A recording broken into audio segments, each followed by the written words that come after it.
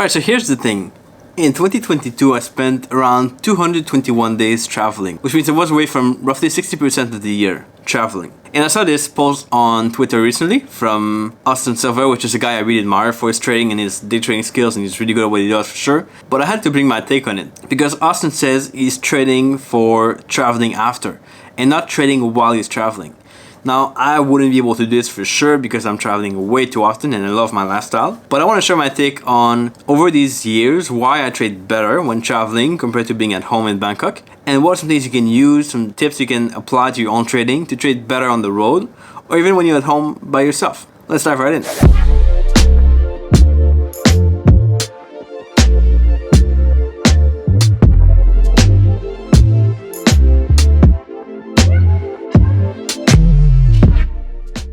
Alright man, so this is going to be a fun one because there's a lot to it in this video that I had to think about and reflect on, and a lot of advice that you can use that's really exciting to share here, so let's go right away. Okay, I think the first reason why I trade better when traveling is because I'm not micromanaging things. I'll dive into my schedule later, things I do to kind of trade well and stuff, but overall I have a lot less time available to look at my trades, go back and like manage them and stuff like that, and that means that my compliance is a lot higher. I don't tend to have bad trades too much when traveling. And that's bad trades where like I do something in the trade to close it early or something. I have other bad trades still, of course, like any other trader. But these are more happening when I enter trades, not when I have trades running. And I'm not there to micromanage them, which is a good thing in my opinion, in my book. If you're a discretionary trader, you like to kind of play with your trades, manage them over time and tweak it as you go forward, then that might not be the right thing for you. But for me, it works really well because I'm more of a set it and forget it kind of trader where I set things, think my trades, have a take profit, stop loss, then go away and wait for them to close and then collect the reward if I can. So that's the way I trade. Okay, the second thing here is more a mindset aspect to it, but I feel a lot more calm and focused when I'm traveling and in a nice spot. Now, this of course will depend. If you're always like between planes, in an airport, you're rushing to take a taxi and stuff, you're not gonna be calm and focused, for sure. But if you're in a nice hotel, like a 4-star, 5-star, right now I'm in the Intercontinental here in Ho Chi Minh City, which is pretty cool, then you feel a lot more calm and collected, in my opinion. You feel like you have a different mindset there. You're more able to just wake up in the morning, have a nice breakfast with some healthy food, and then sort of get trading really quickly. You have nothing in your mind other than just like going around, taking breakfast, and then coming back to start to work. And that's a good thing, of course, in my opinion. You don't have to think about, for example, buying some water, like I do in Bangkok, because you cannot drink the tap water there. You don't have to think about cooking some meals. You feel a lot more calm. And to me, that's worth a lot when I can focus on trading more and get better results that way. This works especially well if you're near the beach. My condo is in a big city, Bangkok, which is a cool place for sure, but it's a big city and very busy and stuff, and it can get very overwhelmed. When you wake up near the beach, you can maybe go take a walk on the beach, you come back, start to work on trading, then you feel more calm in my opinion, and definitely more focused on working in your goals, which is something I like a lot. Okay, now we get to the cool part here, which is the routine. And one thing I will admit for sure is I'm never working 8 hours a day when I'm traveling. In Bangkok, it's easy to kind of a little bit get bored. You might go to shopping malls and stuff and go around, but a lot of stuff you do is kind of getting repetitive when you're not traveling. And so when I go outside in a different country, I never work more than 3 or 4 hours a day. That's pretty much my maximum.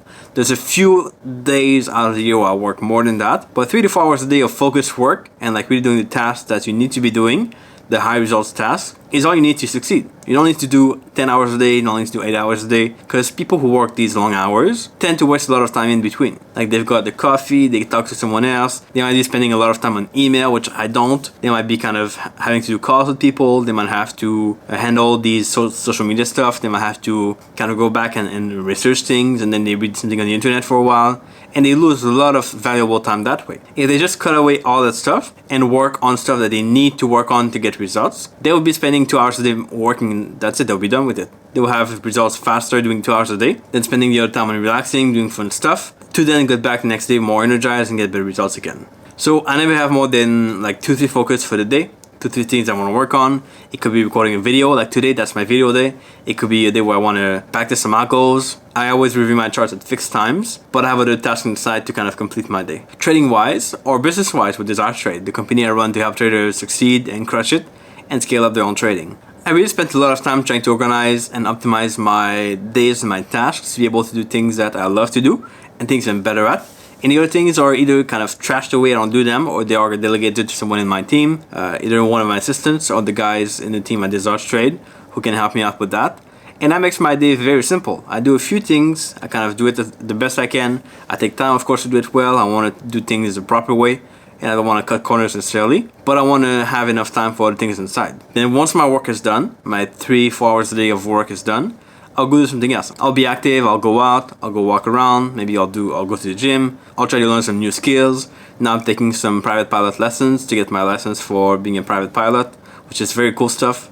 And this is kind of what makes me fulfilled. Now if I'm at home in a place that's getting really repetitive, I might not want to go out that much because I've done all the things around. I might go to the gym and stuff, but I will feel a lot more desire to work, and sometimes that desire to work doesn't lead to better results. It just leads to you wasting time. And think about how bad you feel when you put in 10 hours of work on things you want to succeed at, and you do really like all the efforts you can, like you work really hard on it, but you get no results because of it, because all the tasks you've been doing were tasks that could be done by someone else, or tasks that you really didn't need to do for results. The things that kind of might feel good to do or might feel nice, like learning strategies on YouTube. It's something where people spend a lot of time on, but it doesn't get them any results. They just strategy jump, go from one thing to the next, never create their own strategy. If you just take 2 hours to work on your own strategy and really kind of try to hone it down, try to find how to make it work, maybe even like talk to a mentor or a coach, then the results of that will be a lot better than kind of watching 10 hours of videos on YouTube. So these are things that I believe if you do it right, you can work smart, you can reduce your daily hours of work by a lot. And that's something I really like to do when I'm traveling, and it works well for me, of course.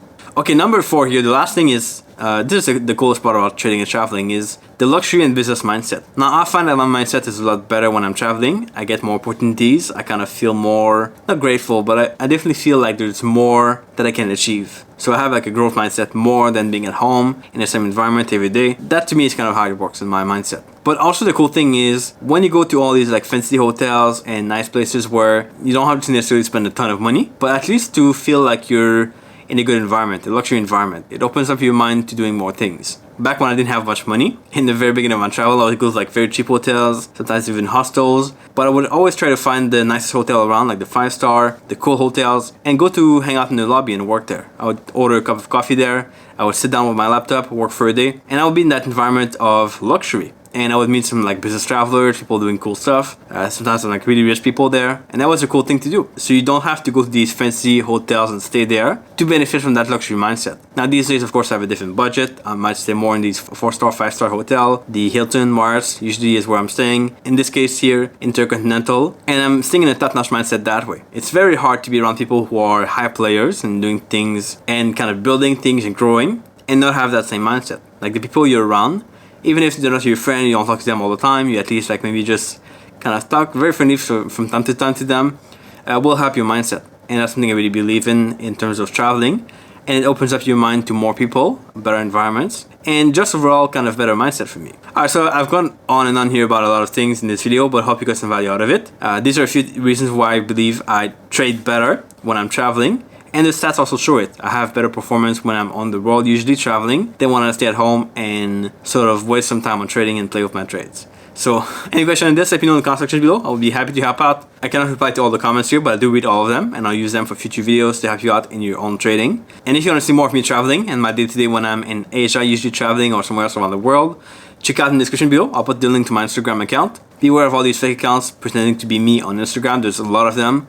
But if you follow the right one, which is myself, I will never ask you for any money, of course, and you'll be sure it's me that way. But you just use the link below. You can connect with me, send me a quick message there. We'd love to connect, love to help you out and see where you're at. And you'll be able to see my lifestyle and day-to-day things I work on and get some tips on trading. And with that being said, I'll catch you back here in the next video pretty soon.